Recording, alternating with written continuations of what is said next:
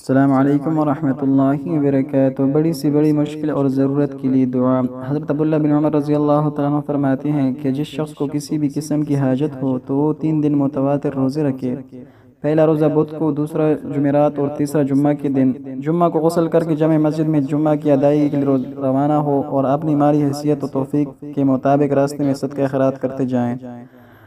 نماز جمعہ سے فارغ ہو کر یہ دعا پڑھیں: اللہم انی اسألک باسمک الرحمن الرحیم اللہ لا الہ الا هو الحی القیوم لا تأخذه سنة ولا نوم له ما في السماوات وما في الأرض من ذا الذي يشفع عنده إلا بإذنه يعلم ما بين أيديهم وما خلفهم الذي عنت له الوجوه وخشعت له الأصوات ووجلت القلوب من خشيته أسألك أن تصلي وتسلم على سيدنا محمد وعلى آلہ وصحبہ وأن تقضی حاجتی۔ یہ دعا پڑھ کر اپنی حاجت کے لیے خوب دعا کریں، انشاءاللہ اس کی بڑی سے بڑی مشکل اور ضرورت پوری ہوگی۔